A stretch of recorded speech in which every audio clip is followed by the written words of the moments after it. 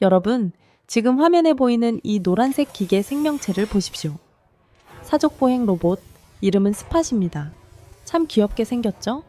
하지만 현대자동차 울산 공장에서 일하는 노동자들에게 이 녀석은 귀여운 강아지가 아닙니다. 내 밥그릇을 뺏으러 온 소리 없는 저승사자입니다. 경영진은 이 녀석이 공장의 안전을 점검한다고 말하지만 노동자들은 알고 있습니다. 조만간 저 녀석의 등에 집게 팔이 달리고 용접기가 달리는 순간 30년 넘게 기름때 묻혀가며 일해온 자신들의 자리가 사라질 거라는 사실을요. 오늘 옆집 지갑에서는 현대차가 왜 수조 원을 들여 로봇에 집착하는지, 그리고 이 변화가 우리 청년들의 미래를 어떻게 난도질하고 있는지 그 잔인한 경제적 진실을 현미경처럼 들여다보겠습니다.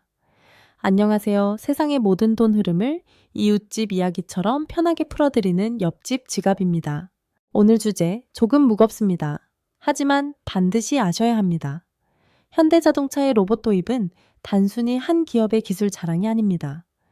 대한민국 일자리의 표준이 무너지고 있다는 경고등이거든요.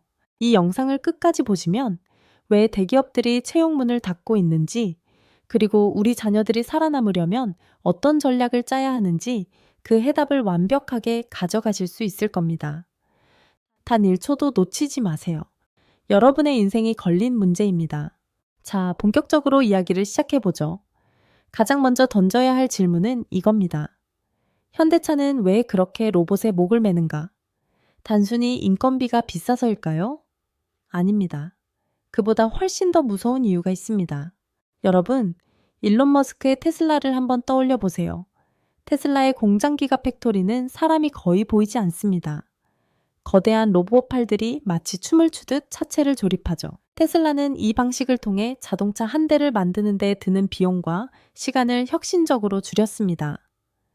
현대차 입장에서는 잠이 안 오는 일이에요. 우리는 사람 3만 명이 달라붙어서 차를 만드는데 저놈들은 로봇 몇백 대로 우리보다 싸고 좋게 만드네? 이 격차가 벌어지는 순간 현대차는 시장에서 도태됩니다. 이건 선택이 아니라 생존을 위한 발악이에요. 여기서 우리가 주목해야 할 단어가 있습니다. 바로 품질의 균일화입니다.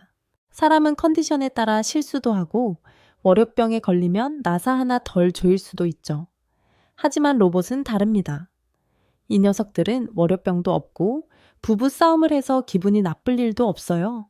24시간 365일 0.01 밀리미터의 오차도 없이 똑같은 일을 반복합니다. 경영자 입장에서 보면 로봇은 말 잘 듣는 완벽한 노동자 그 자체인 셈이죠. 하지만 말입니다. 이 효율성이라는 단어 뒤에는 아주 시커먼 그림자가 숨어 있습니다. 현대차가 로봇 기업 보스턴 다이내믹스를 인수하는 데 쓴 돈만 자그마치 1조 원이 넘습니다. 그 돈이면 신입사원 수만 명을 뽑을 수 있는 금액이에요. 그런데 현대차는 사람 대신 기계를 샀습니다. 왜일까요? 기계는 파업을 하지 않기 때문입니다. 현대자동차가 보스턴 다이내믹스를 인수한 금액이 대략 1조 1천억 원 정도 됩니다. 여러분, 1조 1천억 원이라는 돈이 체감이 되시나요?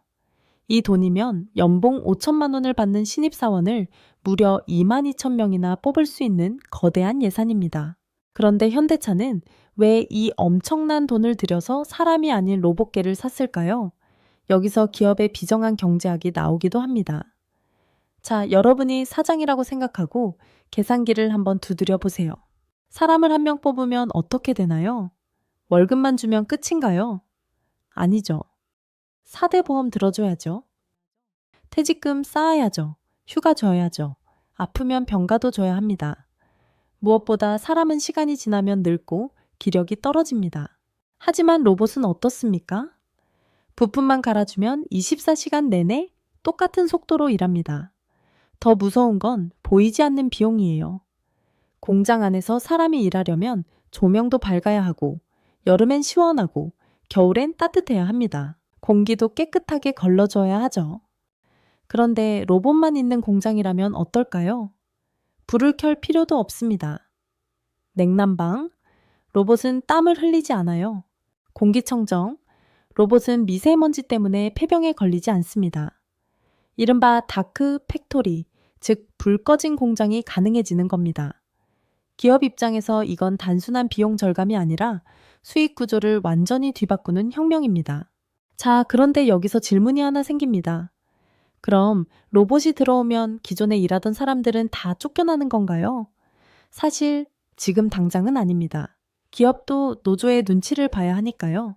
하지만 진짜 무서운 변화는 채용의 방식에서 일어납니다. 과거에는 자동차 공장에서 일하려면 튼튼한 몸과 성실함이 제일 중요했죠. 하지만 이제 현대차는 로봇을 다룰 줄 아는 소수의 인재만 필요로 합니다. 이게 무엇을 의미할까요? 바로 기술의 진입 장벽이 생겼다는 뜻입니다. 이제 단순 노동으로 중산층에 진입하던 시대는 끝났다는 선언과도 같습니다. 여러분, 소름 돋지 않으시나요? 우리가 알던 평범한 직장의 정의가 로봇에 의해 뿌리째 흔들리고 있는 겁니다. 자, 그런데 말입니다. 이런 기업의 행보에 가장 격렬하게 저항하는 사람들이 있습니다. 바로 현대차 노조죠. 사람들은 이들을 귀족 노조라 부르며 손가락질하기도 합니다. 하지만 그들의 속사정을 들여다보면 이건 단순히 돈을 더 달라는 투정이 아닙니다. 그들이 진짜로 두려워하는 괴물의 실체는 무엇일까요? 울산 공장에서 30년을 일해온 김씨 아저씨의 이야기를 해볼까요? 김씨 아저씨는 매일 아침 6시에 일어나 작업복을 입습니다. 그의 손등에는 수십 년간 튄 불꽃 자국과 기름때가 훈장처럼 박혀 있죠. 그는 이 공장에서 차를 만들며 자식들 대학 보내고 서울에 작은 아파트 하나 마련했습니다. 그에게 공장은 단순한 일터가 아니라 인생 그 자체였어요. 그런데 어느 날부터 공장 복도에 노란색 로봇 개 스팟이 돌아다니기 시작합니다. 김씨 아저씨는 그 녀석과 눈이 마주칠 때마다 등골이 오싹해집니다. 저 녀석이 언젠가 내 아들의 자리를 뺏겠구나.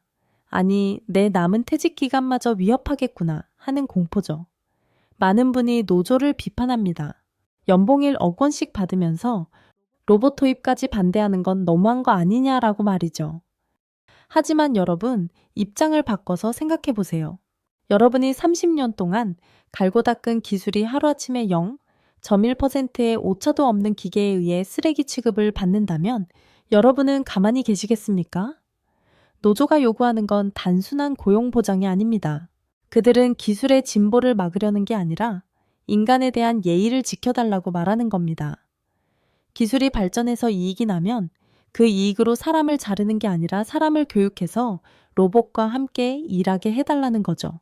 하지만 기업과 노동자 사이의 이 간극은 좀처럼 좁혀지지 않습니다. 여기서 진짜 잔인한 진실이 하나 더 있습니다. 사실 현대차 노조원들은 승리할지도 모릅니다. 워낙 힘이 세니까 정년까지는 어떻게든 버티겠죠. 하지만 진짜 비극은 공장 담장 밖에서 일어납니다. 지금 이 영상을 보고 계신 학부모님들, 그리고 취업 준비생 여러분, 노사가 합의해서 기존 직원의 고용을 보장한다고 칩시다. 그럼 기업은 부족한 생산력을 어떻게 채울까요? 네, 그렇습니다. 새로 사람을 뽑지 않고 그 자리에 로봇을 집어넣습니다. 이게 바로 오늘 우리가 다뤄야 할 가장 뼈아픈 주제, 닫혀버린 성문의 이야기입니다.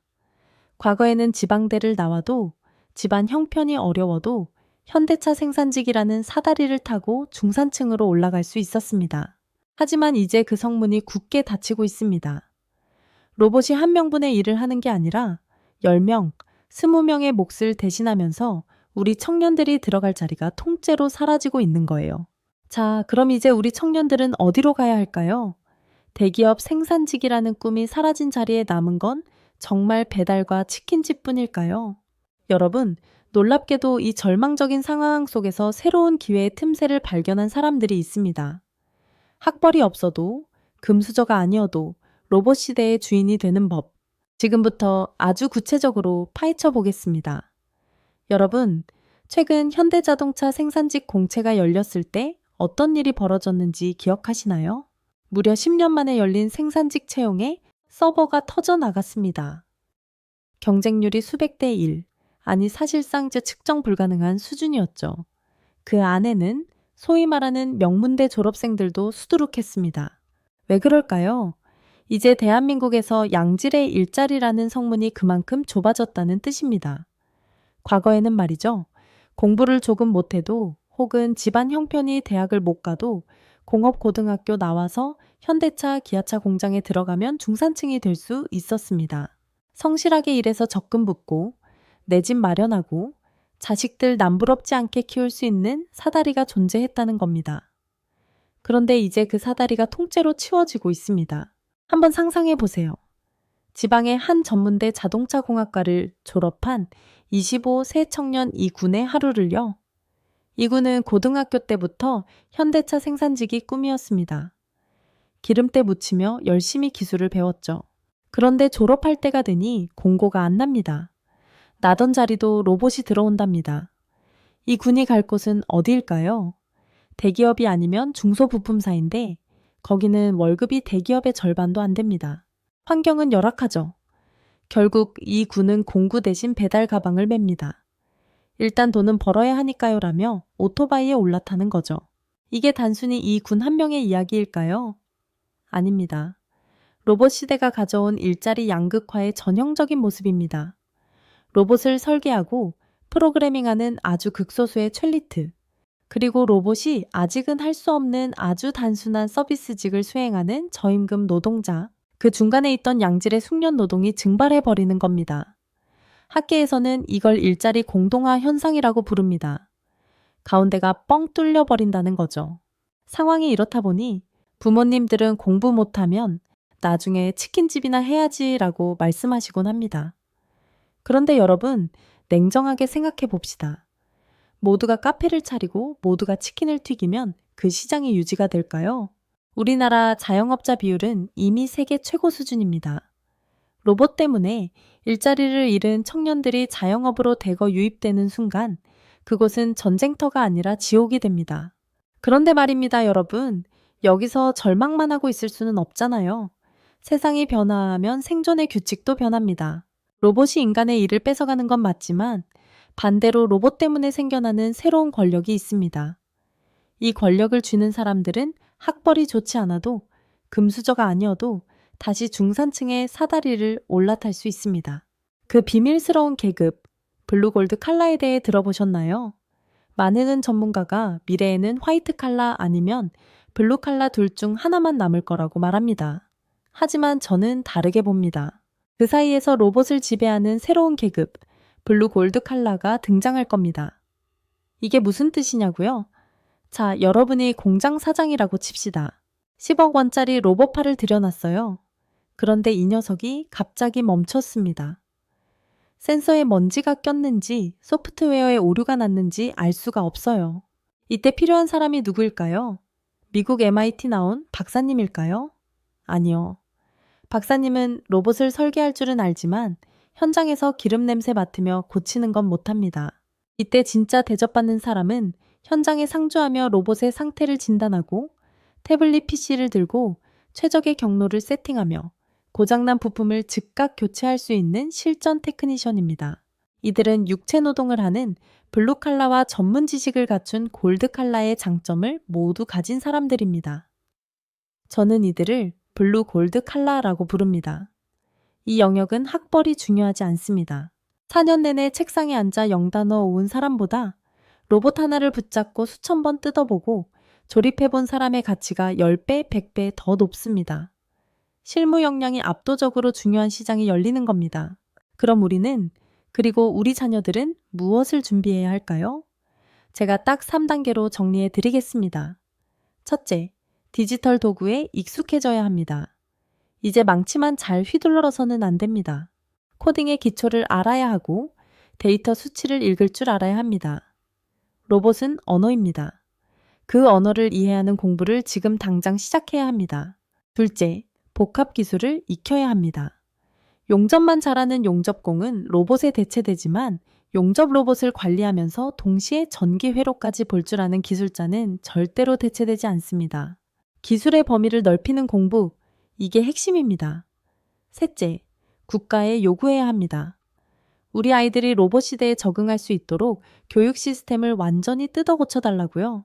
국어, 영어, 수학 점수 몇 점 더 받는 게 중요한 게 아닙니다. 로봇과 협업하는 법을 가르치는 실전 중심의 교육으로 전환해야 합니다. 그리고 마지막으로 사회적인 합의가 필요합니다. 기업이 로봇을 써서 엄청난 돈을 벌었다면 그 돈의 일부를 로봇세라는 이름으로 걷어야 합니다. 그 세금으로 일자리를 잃은 사람들을 교육하고 새로운 기회를 가질 수 있도록 사회적 안전망을 만들어야 한다는 거죠. 자, 이제 정리를 해보겠습니다. 로봇의 시대는 재앙일까요? 축복일까요?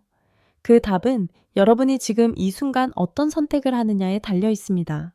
마지막으로 제가 여러분께 꼭 드리고 싶은 당부의 말씀, 그리고 이 긴 여정의 최종 결론을 말씀드리겠습니다.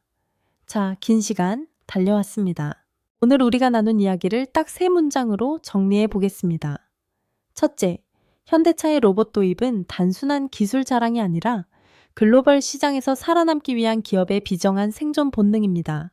둘째, 이 변화의 가장 큰 피해자는 기존 노조원이 아니라 대기업 생산직이라는 중산층 사다리를 뺏겨버린 우리 시대의 청년들입니다.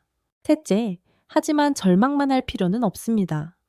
로봇에 대체되는 것이 아니라 로봇을 지배하는 블루 골드 칼라라는 새로운 기회의 문이 열리고 있기 때문입니다. 여러분, 흔히들 공부 안 하면 나중에 기술이나 배워라, 혹은 안 되면 장사나 해라 라고 말하곤 하죠. 하지만 이제 그 말은 완전히 틀린 말이 되었습니다. 이제 기술은 로봇을 다룰 수 있는 하이테크가 되었고, 장사는 데이터를 분석하는 지능형 경영이 되었습니다. 준비되지 않은 자에게 장사는 탈출구가 아니라 막다른 골목일 뿐입니다. 그렇다면 우리는 당장 무엇을 해야 할까요? 오늘 영상을 보신 여러분께 제가 드리는 숙제는 딱 하나입니다. 여러분의 자녀에게 혹은 여러분 자신에게 물어보세요. 나는 로봇이 할 수 없는 나만의 대체 불가능한 숙련도를 가지고 있는가? 만약 그 답이 막막하다면 지금부터라도 로봇과 협업하는 법, 그리고 기계가 읽지 못하는 인간의 마음을 읽는 법을 공부해야 합니다. 또한 우리 사회도 변해야 합니다. 기업이 로봇을 통해 얻은 막대한 이익이 소수의 자본가에게만 흘러가지 않도록 로봇의 도입을 진지하게 논의해야 합니다. 그 세금은 우리 청년들이 배달 오토바이가 아니라 로봇 제어 콘솔 앞에 앉을 수 있게 만드는 재교육 비용으로 쓰여야 합니다.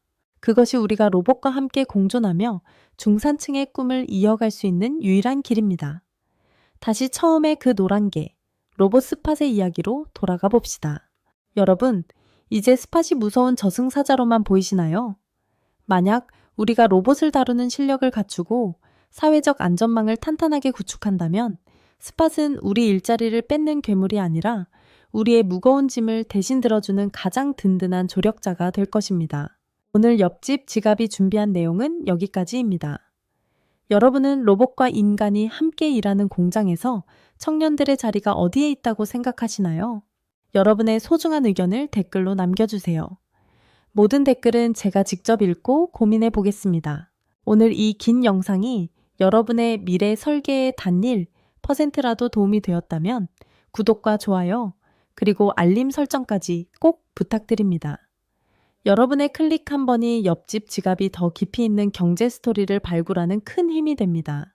다음 영상에서는 로봇 시대에도 살아남는 자영업의 비밀에 대해 더 구체적으로 다뤄보겠습니다. 시청해주셔서 진심으로 감사합니다.